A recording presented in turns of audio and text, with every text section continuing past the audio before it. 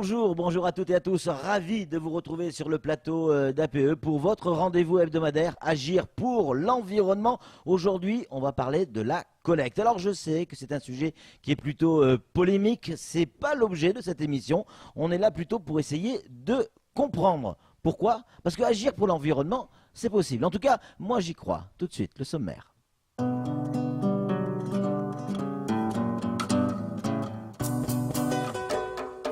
Aujourd'hui, dans ce nouveau numéro d'APE, nous allons comprendre comment rendre nos rues plus propres et identifier ceux qui manquent au service public de la collecte pour être parfaitement efficace et comment accompagner la gestion des quelques 177 tonnes de déchets collectés chaque jour. Nos équipes sont parties à la rencontre des professionnels de la collecte des déchets pour nous accompagner tout au long de cette émission.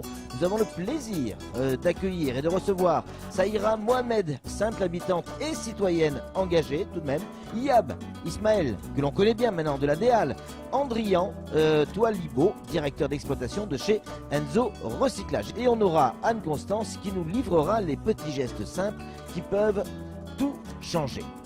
La collecte des déchets est réalisée par le CIDEVAM 976 sur toute l'île et pour toutes les communes, à l'exception de l'une d'entre elles, Mamoudzou, qui réalise elle-même sa collecte. Alors, comment optimiser la collecte des déchets ménagers? Comment est-ce qu'on peut aider les techniciens à réaliser leur travail dans les meilleures conditions? Nous sommes allés sur le terrain pour tenter de répondre à cette question.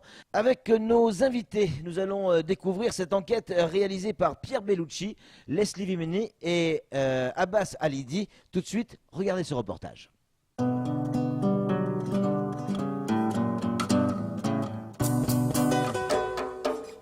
Selon l'historien et scientifique anglais Ronald Wright, le dernier siècle de notre existence a laissé derrière lui plus d'ordures que nous n'en avions produites en plusieurs millions d'années. Mayotte ne déroge pas à la règle puisque 65 000 tonnes de déchets ont été collectées sur le territoire en 2017, un chiffre qui chaque année augmente en moyenne de 5 à 10% et auquel il convient d'ajouter les 264 tonnes d'emballages ménagers collectés en 2017 via les trios. Mais au fait, connaissez-vous les différentes collectes organisées à Mayotte ? Personnellement, non, je ne les connais pas. Non. Ben, en principe, on fait du tri sélectif, quoi. Hein. Il y a les plastiques, les verres et les déchets verts. Pour les piles, les canettes, les bouteilles en plastique et les ordures ménagères. Le verre, l'aluminium et le plastique. Tout ce qui est électronique, voire aussi, il passe une fois par mois. Déchets verts, déchets recyclables, appareils électroniques, ordures ménagères. À Mayotte, la gestion des déchets s'organise par l'intermédiaire de différents acteurs.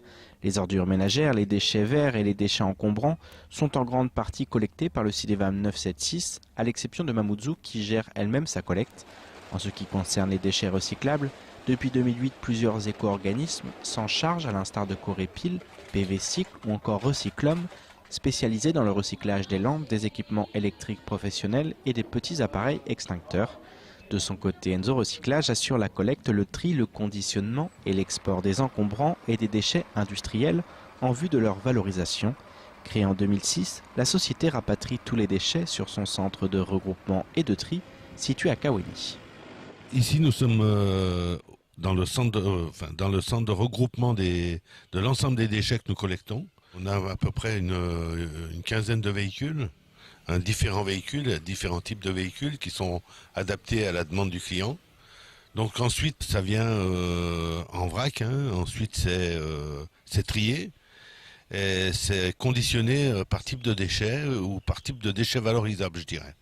Et ensuite, ça repart dans les différentes usines pour les retraitements, pour les reconditionnements, etc. Selon le dernier baromètre des déchets à Mayotte, les habitants donnent un 4 sur 10 à la gestion des déchets sur l'île en 2017. Si ce chiffre est en constante progression, des efforts importants doivent encore être consentis. 75% des habitants estiment ainsi que les poubelles ne sont pas en nombre suffisant dans leur commune. Par ailleurs, 72% des sondés s'estiment très mal ou mal informés sur la gestion des déchets. La responsabilisation du citoyen apparaît pourtant inévitable pour réussir le défi de la maîtrise des déchets. Mieux consommer, moins produire, trier quotidiennement, mieux collecter, autant de changements indispensables pour que Mayotte retrouve dans un futur proche sa splendeur d'antan.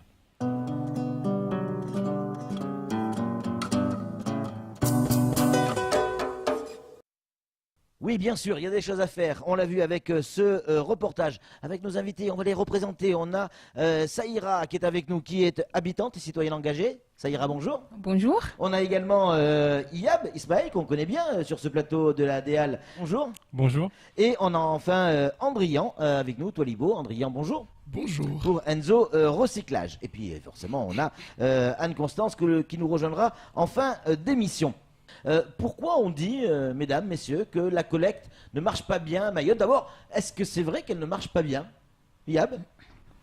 La collecte est perfectible, sans aucun doute. Oui, Effectivement, oui. on peut toujours s'améliorer dans tous les domaines, mais il y a beaucoup de projets en cours pour optimiser la collecte. La gestion des déchets, en fait, à Mayotte, de manière générale, Oui. voilà, se met en place depuis quelques années, alors qu'en métropole, voilà, on raisonne. Ouais, nous, on démarre, on voilà, débute, hein. voilà, c'est ça, Ouais, on est ouais. dans les prémices. On commence à avoir toutes les infrastructures nécessaires à une bonne gestion et une bonne collecte des déchets. Et donc, voilà, les choses se mettent en place. La conscience des gens en matière de la conscientisation de la collecte du tri sélectif également se met en place, l'éducation à l'environnement, au développement durable aussi. Donc tout ça va de pair ensemble pour effectivement arriver à une collecte des déchets optimisée bientôt. Je sens que vous allez nous dire la collecte, moi j'y crois. Bien sûr, moi j'y crois. Est-ce que les habitants sont au courant des horaires de passage des camions parce que c'est ça aussi le problème, Andrian. En fait, pour expliquer notre métier, on est prestataire de collecte des déchets dans la commune de Mamoudzou. Et à ce jour, il y a un planning qui est mis en place par la commune pour inciter justement la population à sortir ces déchets à temps, à des heures précises pour le ramassage. Donc effectivement, c'est un système qui marche et c'est un système qui est mis en place justement dans les autres départements en France. Ça ira. Est-ce que vous savez, vous, dans votre rue, comment la collecte est organisée? Oui, effectivement. La collecte chez moi dans le village de Nyambadao, dans la commune de Bandrélé, normalement, les conteneurs sont ramassés lundi, mercredi et vendredi. Ça veut dire que Normalement. l'information, elle est passée, vous l'avez? Oui, depuis longtemps. Enfin, Ouais. je veux dire, par rapport au calendrier de ramassage. Mais des fois, il peut y avoir des hicks. Donc, je veux dire, quand il y a des imprévus, c'est pas le cas. Donc, disons que voilà, plus ou moins. Ouais, plus Comme ou moins. il Ça a mériterait, dit. ça mériterait d'avoir plus, Voilà. plus d'informations. Plus d'informations. Andrian, les campagnes de sensibilisation réalisées notamment par la commune de Mamoudzou sur les déchets verts, est-ce qu'ils sont efficaces? Alors, ça a marché. Ouais. Et ça continue de marcher. Ouais. Parce que premièrement, les gens ont suivi les instructions qui ont été mises en place par la campagne de communication. Et derrière, on voit le résultat par rapport au tonnage de déchets qui sont collectés, mais aussi sur le tri qui a été fait à la base par les habitants. Donc c'est un système qui marche. Il faut insister, il faut trouver un moyen de communication efficace. C'est ce qui a été mis en place. Il y avait le planning, mais aussi des agents qui étaient au quotidien auprès des habitants pour leur expliquer comment on va collecter, comment on va organiser la collecte. Alors, pour bien expliquer à ceux qui nous écoutent ou qui nous regardent, je décide de couper quelques petites branches dans mon jardin. Je ne sais pas quoi faire de ces branches. Évidemment, je ne les brûle pas. Je les sors, je les mets sur le trottoir. C'est bien ça, en attendant qu'un camion passe. Mais il faut que je sache, forcément, quel jour voilà, le camion y passe. Et où je peux me renseigner si j'ai pas eu ce planning, si j'ai pas eu cette idée, cette information. La mairie de Mamoudzou a mis en place un numéro de téléphone spécial pour les habitants, justement, pour leur permettre de savoir quel jour le camion y passe pour récupérer les déchets. Le CIDEVAM qui aussi met en place de l'information et de la communication auprès des usagers. Est-ce que vous, du côté de l'ADA, vous avez vu les changements déjà? Oui, bah, donc effectivement, là, c'est quelque chose d'assez récent aussi des VAM. Ils ont mis en place des campagnes de communication et des plannings de collecte à la manière de Mamoudzou, effectivement, donc des plannings qui sont définis sur un semestre où on décrit effectivement dans chaque commune le jour de passage pour la collecte des déchets ménagers, pour la collecte quelque chose des de déchets nouveau. verts. Parce que la commune de Mamoudzou le fait depuis 2 ans, je crois. Oui, voilà, c'est Ah, ça. Et donc là, le CIDEVAM a mis ça en place là pour le premier semestre 2018. Les plannings sont en place, peuvent être retirés dans chaque commune. Il y a eu des spots radio pour interpeller la population sur la disponibilité de ces plannings dans les mairies. Et donc, le planning décrit le jour de passage de la collecte du camion camion pour les déchets ménagers, du camion pour les déchets verts, du camion pour les encombrants et du camion pour les déchets électroménagers. Ça ira. Est-ce que vous pensez que ces campagnes sont suffisantes pour le citoyen lambda, pour les habitants de Mayotte? C'est bien d'avoir, d'informer par les spots publicitaires, radio, mais c'est bien aussi de passer par le porte-à-porte. C'est très, très important parce que, c'est une idée, ça. Voilà, il y a des personnes qui n'écoutent pas forcément la radio. Il y a des personnes que même si elles écoutent la radio, mais elles veulent voir des personnes qui viennent en face pour leur expliquer les choses parce que... c'est aussi la culture mahoraise, hein. Voilà, oui. L'oralité. Voilà, et puis aussi avoir des endroits bien identifiés pour pouvoir mettre les différentes ordures ménagères. Bien sûr. Parce que aujourd'hui, une personne chez elle qui fait ses bananes, qui fait en fait toutes les déchets confondus, n'a pas l'idée tout de suite de faire le tri, de trier ses déchets. Parce que c'est ça la solution. Voilà. C'est le tri. Donc il est très important parce que ça fait depuis plus de 20 ans, 30 ans qu'on nous parle de la protection, des tris, de tout ça. Mayotte est une société de consommation, mais qui accélère. Il faut aller de l'avant et proposer des actions de sensibilisation, mais concrètement pour que aller à la rencontre, ça, pour que l'habitant puisse savoir que la protection de l'environnement est primordiale et peut commencer par chez soi. Bien sûr. Iyab, la solution, on la connaît à la base, c'est le tri. Trier ces déchets, ça va déjà faciliter la collecte, forcément. Pourquoi ça décolle pas? C'est le geste de tri, le tri sélectif, effectivement, c'est aussi un geste vraiment à faire adopter à toute la population, comme on l'a dit, comme beaucoup de choses à Mayotte. Tout ça, le tri sélectif, l'économie circulaire, tous ces concepts en matière de gestion des déchets doivent être un peu adoptés et il faut que la population se les approprie. Et effectivement, il faut qu'ils se les approprient en faisant des opérations de sensibilisation, des opérations d'éducation à l'environnement, au développement durable pour comprendre l'intérêt effectivement de ces mesures et effectivement des opérations de sensibilisation adaptées à Mayotte, donc de la sensibilisation qui passe par l'oralité, par des campagnes de proximité, des actions... ça ira, le contact avec la population. Voilà, même par des relais privilégiés dans certains quartiers qui connaissent très bien le quartier, qui connaissent les habitudes de consommation, les problèmes de gestion des déchets de ces quartiers. Voilà, c'est comme ça que petit à petit on va aboutir à l'an dernier, tenez-vous bien, l'an dernier, les habitants de Mayotte ont recyclé à peine 1,3 bouteilles en plastique par habitant. Alors ça parle peut-être pas à grand monde, mais savoir que ce chiffre est en baisse, ça parle à tout le monde. Ça veut dire que s'il est en baisse, c'est qu'on trie moins encore que l'année dernière, alors qu'on devrait être en progression. Comment on l'explique, Andrian? Alors la question, elle est plus sur les équipements pour inciter la population à faire le tri. On manque d'équipements. On manque d'équipements ou les équipements sont mal placés. Aujourd'hui, nous avons les trios d'éco-emballage qui sont justement là pour permettre les habitants à faire le tri des déchets ménagers, donc recyclables. Sauf que il y a un problème de placement, il y a une insuffisance d'équipement. Donc, les habitants ne sont pas forcément motivés, on va dire entre guillemets, à faire le tri des déchets chez eux et ramener les déchets au niveau des trios. Ça ira, vous êtes d'accord avec cette explication?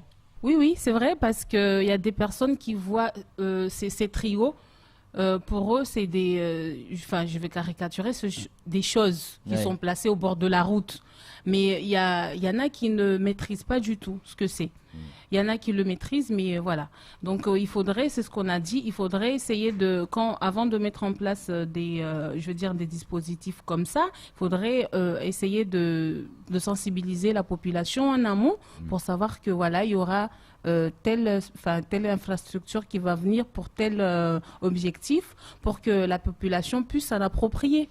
Iyab, c'est quoi l'avenir? Comment on peut se projeter aujourd'hui en termes de collecte? Est-ce qu'il y a déjà des projets? Est-ce qu'on tient compte de ce qu'ils viennent de dire, tout simplement, pour imaginer le demain? Il y en un a demain propre, si possible. Oui, on espère. En tout cas, il y en a beaucoup des projets, il y a beaucoup de mesures effectivement ou de projets qui se montent avec les acteurs du territoire comme le CIDEVAM, comme Citeo, anciennement Éco-Emballage, les autres éco-organismes effectivement. Et les enjeux à Mayotte, effectivement le contexte mahorais est particulier parce que cette gestion, cette collecte des déchets un peu normalisée est récente. Ouais. Et en plus, vraiment, il y a un contexte particulier qui fait que, normalement, dans tout le reste de la France, on est dans un objectif de réduction des tonnages collectés par an par habitant. À Mayotte, vu qu'effectivement la collecte est encore perfectible, on a tout à fait conscience, et il y a même des objectifs qui ont été inscrits pour le CIDEVAM avec l'ADEME, d'augmentation. Au contraire du territoire national, on vise l'augmentation effectivement du tonnage. Donc il y a cette courbe, on va dire, qu'on vise d'augmentation, mais parallèlement à ça, il faut aussi agir sur le tri sélectif pour diminuer la quantité de déchets réellement à collecter et le reste à trier, collecter, recycler. Andrian, c'est quoi l'avenir parce que de ces bacs roulants? On les voit sur les barrages, on les voit quand il y en a. Il ne faut pas se leurrer, à Mayotte, il y a des barrages. On en sait quelque chose. Il y a des manifestations. Et souvent, ces bacs roulants servent à ces différents actes. Est-ce que c'est l'avenir véritablement, ces bacs roulants? Alors, pour moi, les bacs roulants, il faut les garder. Et même, il faut rajouter des bacs roulants. Il faut individualiser la collecte. C'est-à-dire, au lieu d'avoir des trios dans certaines zones, c'est d'équiper la population avec plus de bacs. Comme ça se fait en métropole. Exactement. Le bac jaune, le bac bleu et le bac vert. Ce que IA vient de dire, c'est qu'en métropole, on tend vers le regroupement de collecte. Parce que maintenant, l'individualisation, elle a bien marché. Bien sûr. On tend parce que les déchets diminuent. À Mayotte, les déchets augmentent. Donc, il serait préférable de tendre vers une individualisation. Ensuite, de revenir vers le regroupement. Nous, on a fait l'inverse. Et du coup, le tri ne marche pas. Effectivement, au début, les bacs roulants vont servir d'abreuvoir ou de stock de gravats, etc. Mais à un moment donné, ça marchera parce qu'on y croit. On y croit, évidemment. Encore une question. On sait très bien que le meilleur des déchets, si je peux m'exprimer ainsi, c'est celui que l'on ne produit pas. Comment on peut arriver à réduire nos déchets? Comment on peut arriver à ne pas produire de déchets ou très peu, ou réduire cette production de déchets? Peut-être en commençant par les sacs, tout simplement, parce on est à Mayotte, on a une richesse moi je vais prendre l'exemple des sacs, les sacs qu'on utilise pour faire les courses, les cabas.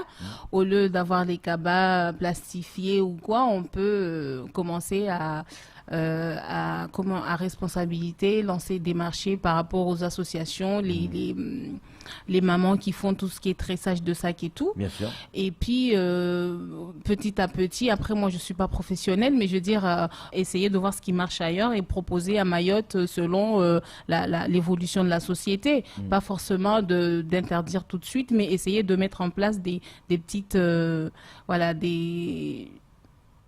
lieu d'interdire, essayer de mettre en place des choses, des dispositifs pour remplacer l'existant qui nuisait à l'environnement. Côté professionnel, comment on peut réduire les déchets? J'imagine qu'il y a des études qui ont été faites, on sait comment faire. Il y a plein de moyens, effectivement. Il y a effectivement déjà au niveau de la population, ce qu'elle disait, effectivement, ça touche vraiment au mode de consommation de la population. Si on prend l'exemple des sacs en plastique, il y a une loi en France qui interdit maintenant les sachets plastiques. Et puis sur les modes de consommation, pour réduire nos déchets, il faut aussi adopter une posture un peu de réemploi. C'est-à-dire, par exemple, les sacs plastiques, c'était des cabas, effectivement. Essayer d'acheter plutôt d'occasion plutôt qu'effectivement, et d'acheter du matériel reconditionné plutôt que ce produit devienne un déchet. Donc ça, c'est aussi tout ce qui est à la base de l'économie circulaire, où on cite souvent les 3 R, où on réduit, on réemploie, et si on n'arrive pas à réemployer, on recycle au moins pour éviter effectivement de produire un déchet destiné au traitement des déchets à l'enfouissement. Les fameux 3R. En tout cas, merci beaucoup à vous 3 d'être venus sur ce plateau. On y voit évidemment plus clair, même si on se rend bien compte qu'il y a encore du boulot. Mais c'est normal, on vient juste de commencer. Merci infiniment d'être venus sur ce plateau. Elle n'est pas finie, l'émission. On va retrouver Anne-Constance tout de suite.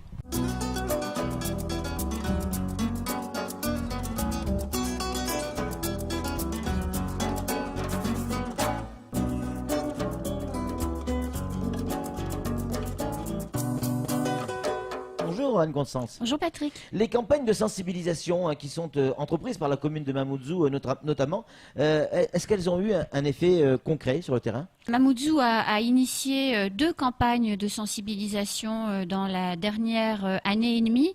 Et on va sur les déchets verts et les déchets encombrants et on va prendre 3 chiffres pour comparer. Donc mai 2016, avant le début de la campagne, 24 tonnes d'encombrants étaient collectées chaque année. Oui. Ok. Octobre 2016, pendant la campagne, 83 tonnes d'encombrants étaient collectés. En mai 2017, soit un an après le début de la première campagne, 40 tonnes de déchets encombrants étaient collectés. Donc oui, ça a marché, puisque grâce aux campagnes, on a fait x2 sur le nombre de déchets collectés, et c'est autant de déchets qu'on ne retrouve pas sur le bord de la route. Il y aurait plus de 150 points d'implantation à Mayotte pour les colonnes de tri. Oui. Est-ce que c'est suffisant pour un bon maillage sur l'île? Non, c'est pas suffisant, puisque 152 points d'implantation, ça correspond à 459 colonnes, et on a 71 villages. Donc ça veut dire qu'il y a à peine 2 points d'implantation par village. Donc bien évidemment, cet éloignement entre les habitations et les colonnes, ça décourage un certain nombre de personnes de pratiquer le geste de tri.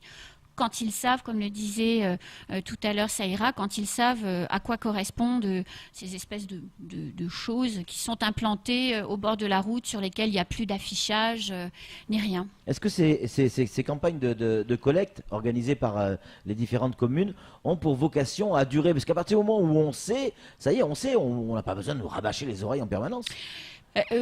Oui, à terme, il faudrait qu'elles disparaissent, mais enfin, en attendant, elles ont quand même une grosse utilité. Et je vais prendre les éditions de la campagne organisée par Mamoudzou d'Ourafou, qui tous les ans ramasse des déchets. On compte quand même chaque année pratiquement 300 tonnes de déchets qui sont collectés pendant ces opérations-là. Donc c'est du déstockage de ce que les gens peuvent avoir chez eux, mais c'est aussi des déchets qu'on ne retrouvera pas sur le bord de la route.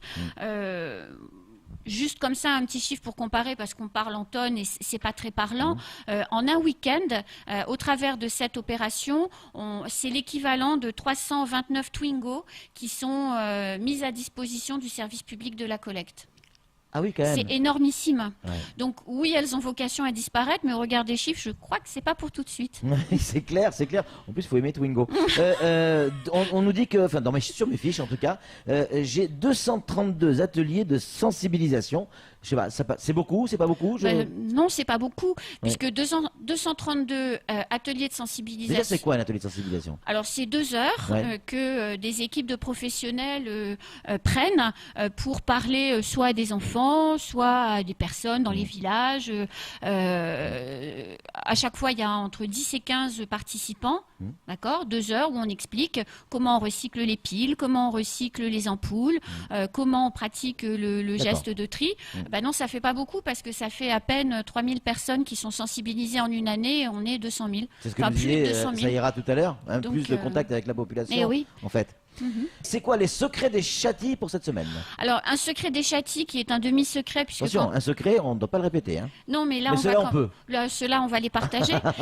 Surtout que celui-là, on l'a déjà partagé sur l'émission sur le traitement des déchets, mais il faut le répéter. On l'a dit, la pédagogie, c'est aussi le phénomène de répétition. Je trie mes déchets et je les place dans les conteneurs adaptés, comme vous le faites évidemment régulièrement. Je réduis le volume de déchets que je produis en pratiquant par exemple le compostage, ce que vous faites aussi régulièrement. Je composte très régulièrement. Allons. Je ne jette pas mes déchets par terre. Par exemple, les cigarettes, on ne les jette pas par terre. Ça, c'est clair. Heureusement, je ne fume pas. Et puis, enfin, un geste très important, je m'informe auprès de ma mairie des jours et des heures de collecte de mes déchets dans mon quartier, et je ne sors ma poubelle que au moment de la collecte. Et s'il vous plaît, je ne sors pas mon déchet, enfin ma poubelle, quand le camion vient de passer. C'est mieux de le sortir avant. Oui, mais il faudrait que le camion passe à l'heure. Mais il passe des fois à l'heure. Des fois à l'heure, vous l'avez dit. En tout cas, merci beaucoup Anne-Constance. Merci également à tous nos invités. Merci à Iyab, merci à Andrian, merci à Saïra d'être venus sur ce plateau. C'est tout pour cette émission Agir pour l'environnement. On y croit tous, hein, on y croit. Oui, on y croit. On y croit. Nous, on se retrouve la semaine prochaine. Ça sera sur la même télévision, à peu près à la même heure, avec d'autres invités et un nouveau thème. Salut!